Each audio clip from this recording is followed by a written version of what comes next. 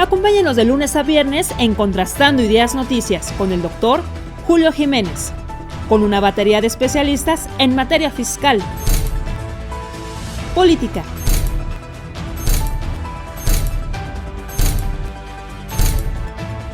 economía, finanzas, justicia, deportes y espectáculos. Acompáñenos a las 22 horas, tiempo del centro. Muy buenas tardes, gracias por acompañarnos en los contrastes del mundo, la justicia electoral. La democracia en México es un tema de preocupancia, yo diría que de gran preocupación y sobre todo de gran incertidumbre.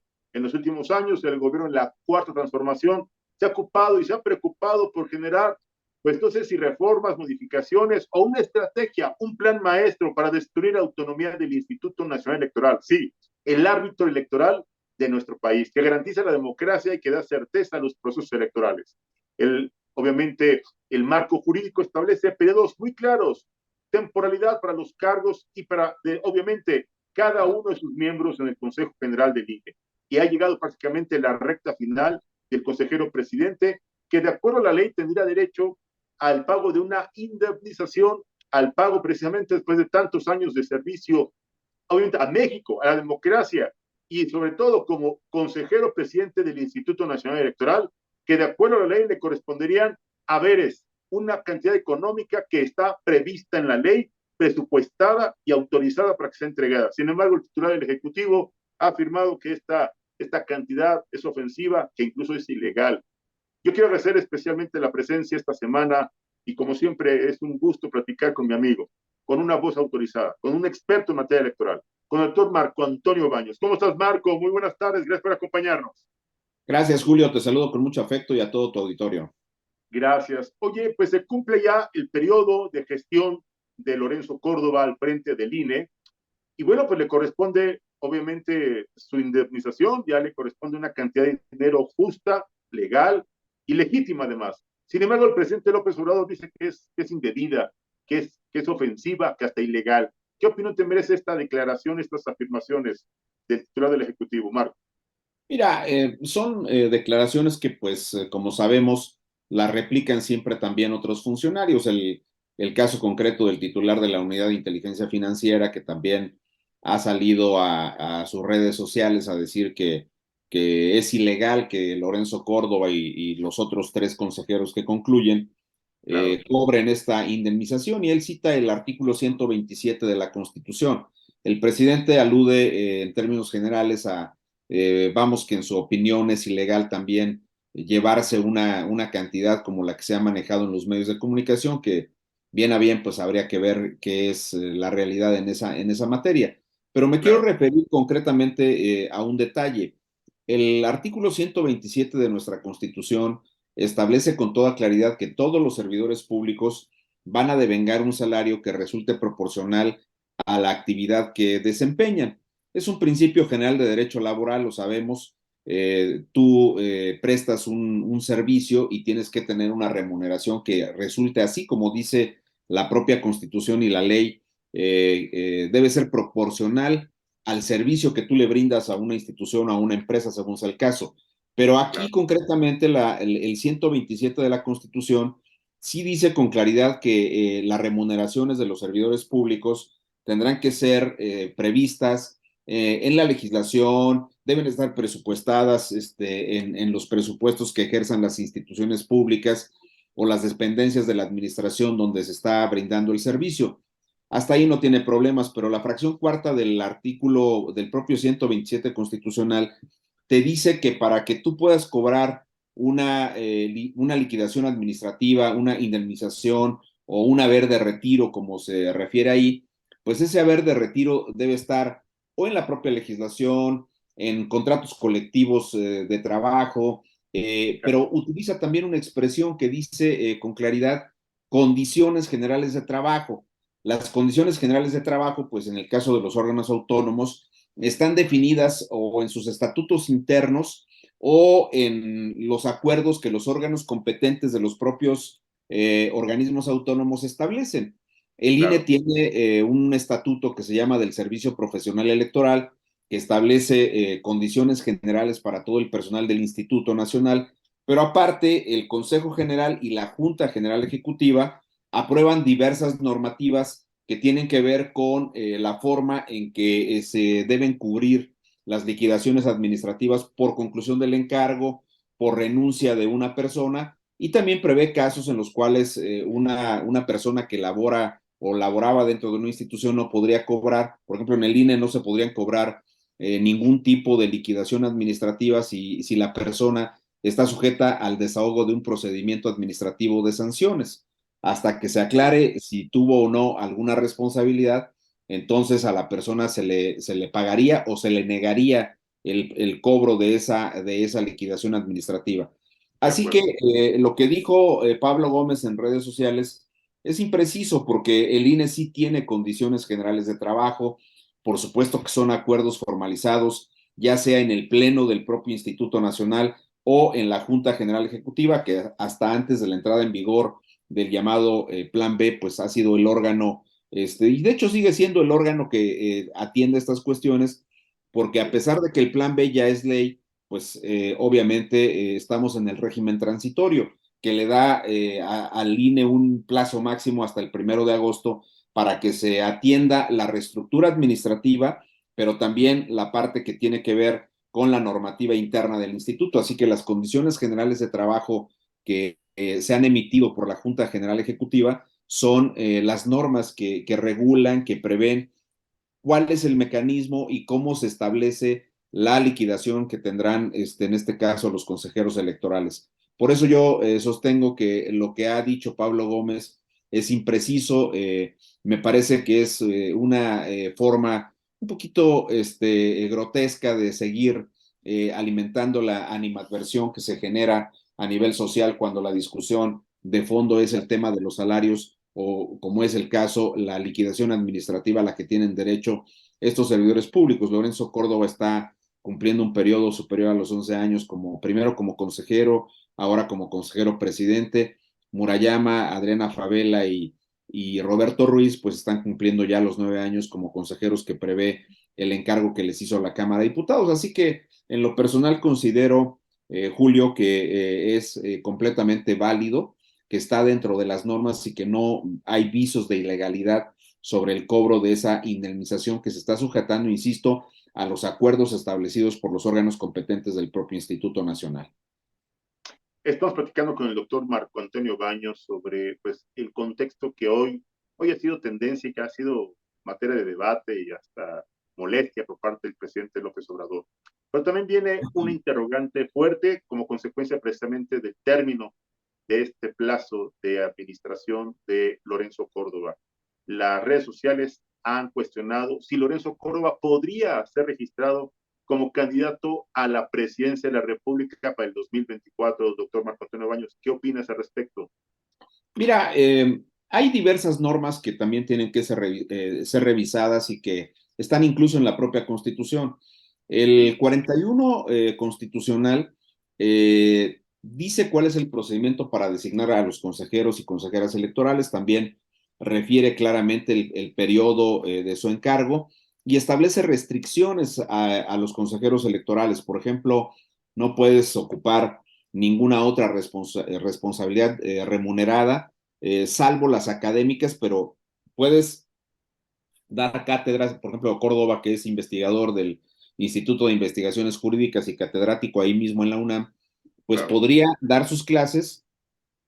De hecho, ha mantenido su cátedra, pero no puede cobrar por ella. Esa es una restricción claramente establecida en la ley. Cuando Muy tú bien. terminas el periodo de consejero electoral, hay otro tipo de restricciones que están establecidas en la Constitución. El propio 41 constitucional dice con toda claridad que quienes hayan sido presidentes, consejeros o consejeras electorales del INE no podrán ser postulados a cargos de elección popular en el transcurso de los próximos 2 años. Ahí la Constitución no está previendo si la postulación es por un partido político o por una candidatura independiente. Dice no Claro. pueden ser postulados a cargos de elección popular.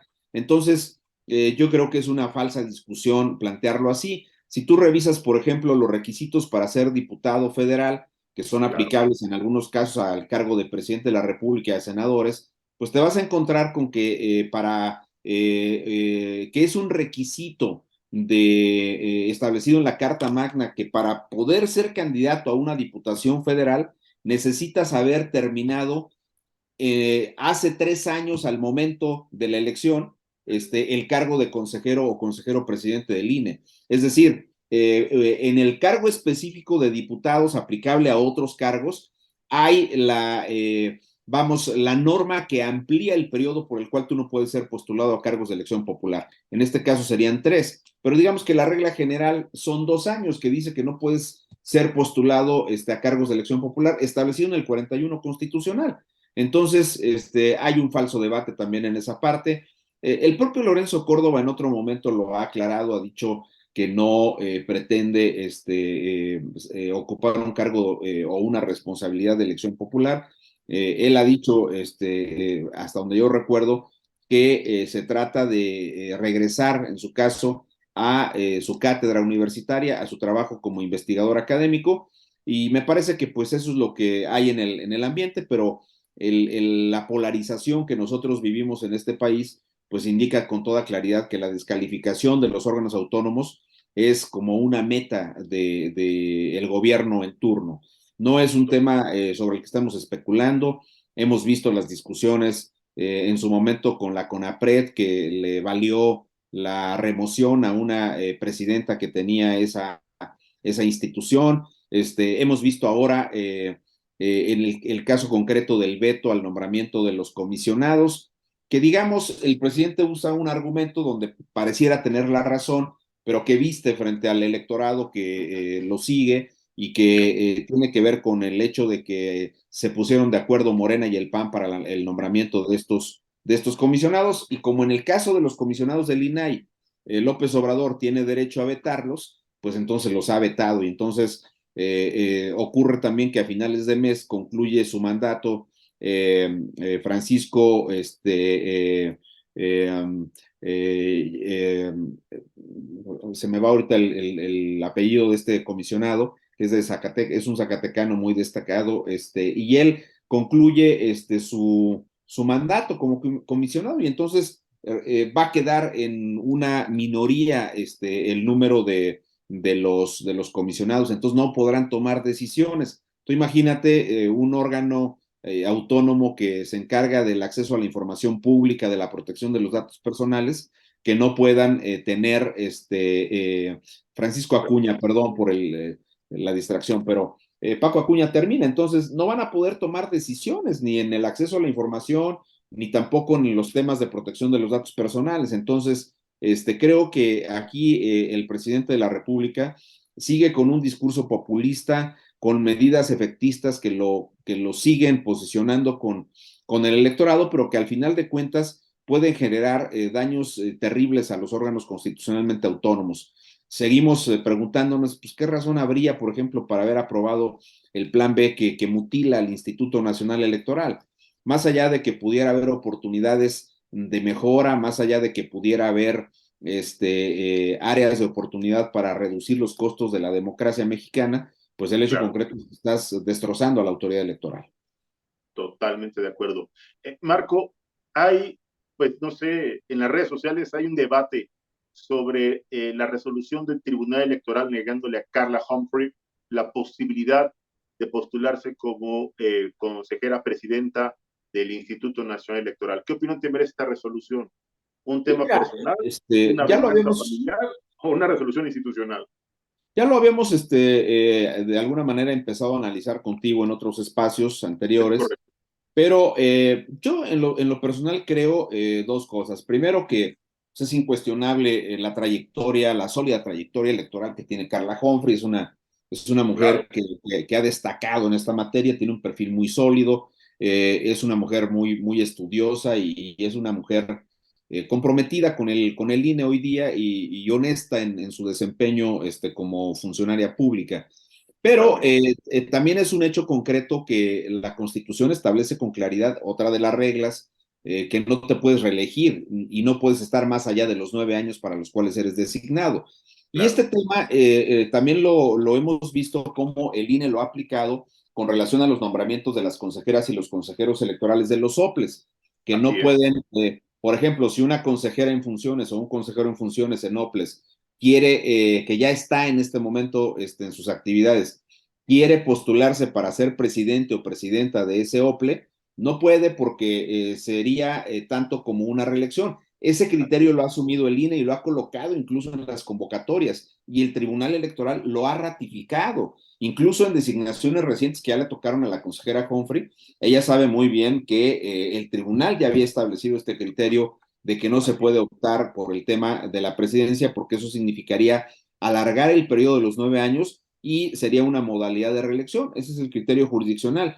Puede que sea injusto, pero bueno, pues la Constitución es muy clara en esa materia y el tribunal ha mantenido congruencia con su criterio. De cualquier manera, pues me parece que el tribunal está en la lógica de que debe ser una presidenta la que ocupe la silla principal del Instituto Nacional Electoral, y eso pues lo vamos a ver ya en los próximos días, porque el Comité Técnico Evaluador tiene la responsabilidad de colocar una quinteta de mujeres para la presidenta. Entonces, pues lamentablemente en el caso de Carla, pues no podrá ella participar para la presidencia, eso ya lo ha determinado el Tribunal Electoral, pero es un hecho concreto que pues en eso ello no disminuye su aportación, su capacidad, su talento y su solidez como consejera electoral. Entonces, vamos a ver qué decisión toma la Cámara de Diputados, pero pues no tiene ninguna opción, tiene que poner a una mujer en la presidencia.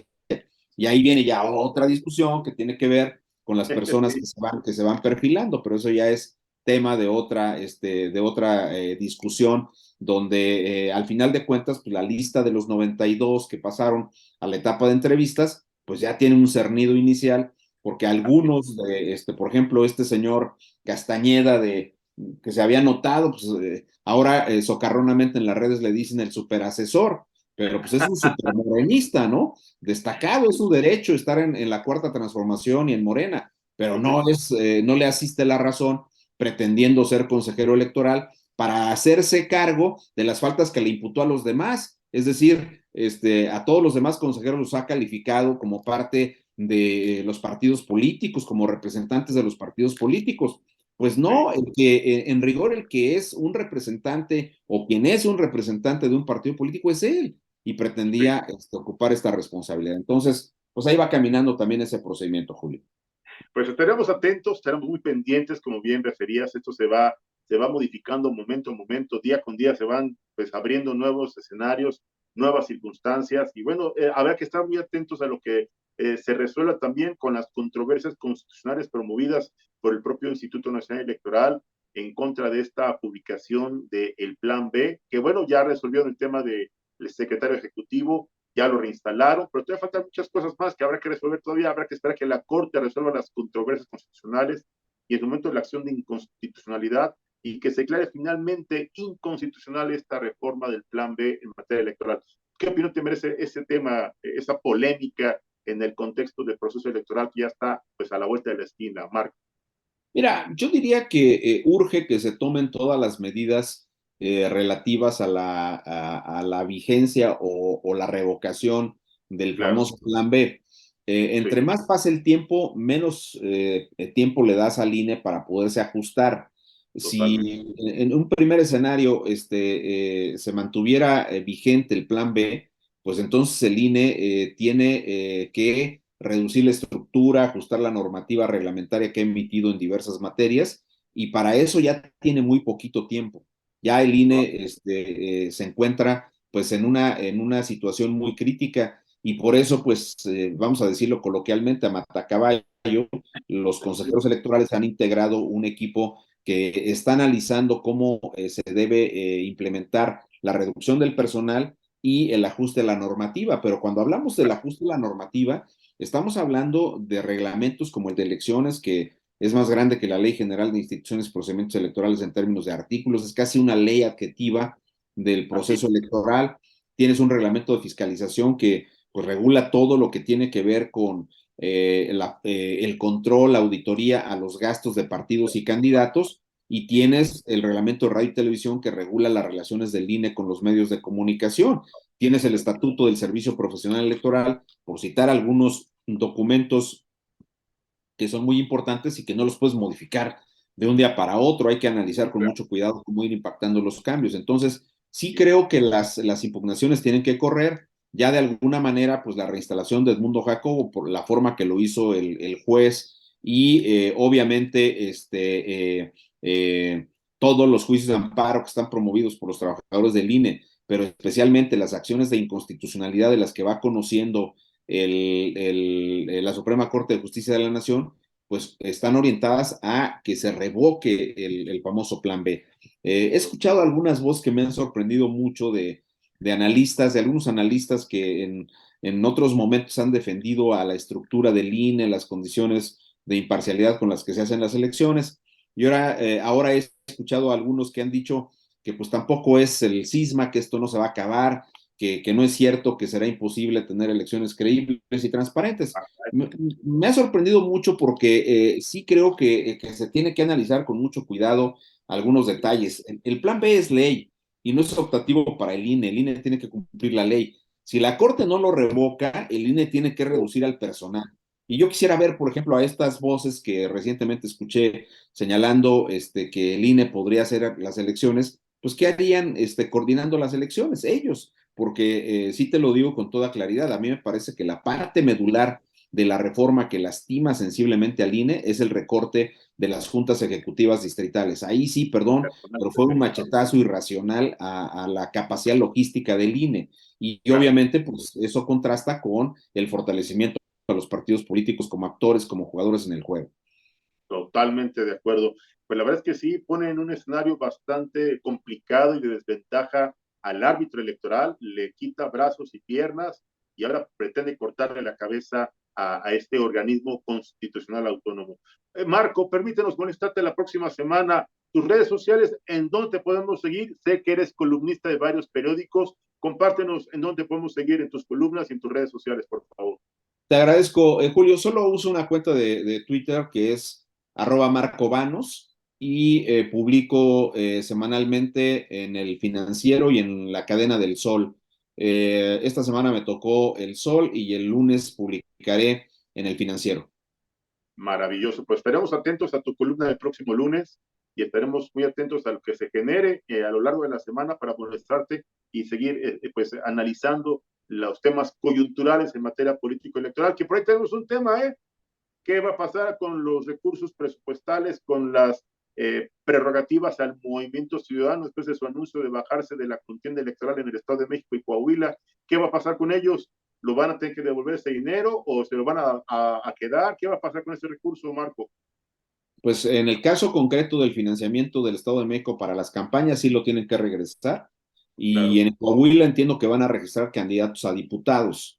Entonces, si hacen eso, no tendrían por qué hacer una devolución del financiamiento. Pero sí es todo un tema, porque la Ley General de Partidos Políticos, en una norma que no fue modificada con el Plan B, dice que para que conserves el registro necesitas registrar candidatos. Y como es ley general, no separa si candidatos a elecciones locales o federales. Lo voy a decir en español.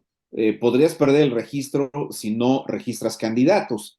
Este es el tema, ¿no? Y como es una ley general, no está separando si son candidatos a elecciones locales o a elecciones federales. Vamos a ver ahí, es un tema de interpretación, pero sin duda alguna sí tiene una afectación con la existencia jurídica del movimiento ciudadano. Podría perder su registro entonces. Si hay alguna solicitud expresa para que el tribunal revise esta situación y Movimiento Ciudadano, concretamente en el Estado de México, donde hay elecciones, teniendo la obligación de postular candidatos, no lo hace, pues sí se podría meter en un lío de interpretación con el tribunal y el tribunal podría tomar alguna decisión extrema.